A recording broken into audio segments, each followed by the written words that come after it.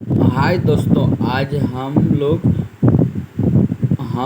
आपको पारदर्शिता एवं जवाबदेही यानी कि ट्रांसपेरेंसी एंड अकाउंटेबिलिटी के बारे में बताएंगे, जो कि हमारे सिलेबस में द्वितीय पेपर के प्रशासन के खंड से जुड़ा हुआ है। चलिए हम लोग पारदर्शिता क्या है, जो पहले इसके बारे में अर्थ के बारे में जानेंगे। पारदर्शिता का अर्थ है खुलापन। यह गोपनीयता के विपरीत है, अर्थात पारदर्शिता के माध्यम से लोगों को कार्यालयों की गतिविधियों, कार्य प्रणालियों को जानने का अवसर प्राप्त होता है और जो कार्य विभागों के द्वारा किए जा रहे हैं उनका औचित्य सिद्ध किया जा सकता है। मतलब पारदर्शिता मतलब क्या हो गया, समझ गए? पारदर्शिता मतलब हो गया, पारदर्शिता का अर्थ है खुलापन। सब कुछ खुलापन होना चाहिए, क्लियर दिखना चाहिए। यह गोपनीयता के विपरीत है, लेकिन जो हम गोपनीय करके रखते हैं उसके उल्टा है। अर्थात पारदर्शिता के माध्यम से लोगों को कार्यालयों की गतिविधियों, कार्य प्रणालियों को जानने का अवसर प्राप्त होता है और जो कार्य विभागों के द्वारा किए जा रहे हैं उनका औचित्य सिद्ध किया जा सकता है। पारदर्शिता का महत्व, इसका पारदर्शिता क्या महत्व है? यह भ्रष्टाचार में कमी करता है। क्या करता है? यह पारदर्शिता भ्रष्टाचार में कमी करता है। भ्रष्टाचार में कमी करता है। दूसरा क्या होगा? यह विभागों के दोषों को दूर करता है। पारदर्शिता विभागों के दोषों को दूर करता है। पारदर्शिता तीसरा में चल जाएंगे हम लोग। पारदर्शिता से शासन की गुणवत्ता में क्या होती है? वृद्धि होती है।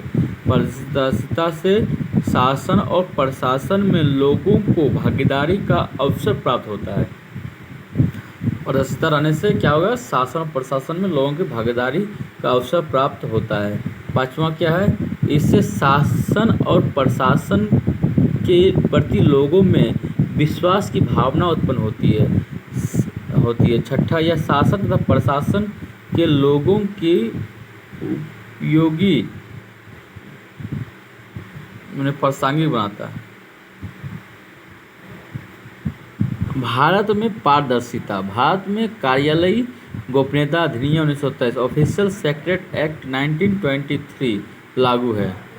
कार्यालयी प्रक्रियाओं को गोपनीय बनाता है और गोपनीयता को भंग करना अपराध घोषित करता है।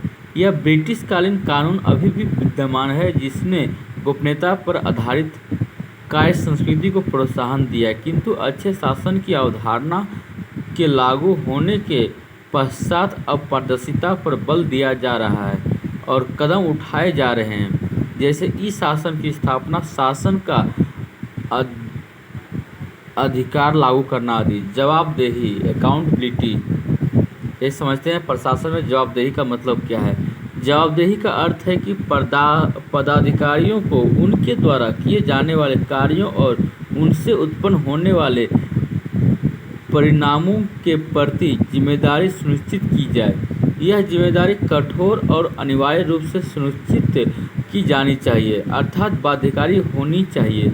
यह जवाबदेही निम्नलिखित रूपों में उत्पन्न हो सकती है। पहला, राजनीतिक जवाबदेही। इसका अर्थ है कि राजनेताओं को राजनीतिक मूल्यों, सिद्धांतों, मानकों के प्रति जवाबदेह होना चाहिए।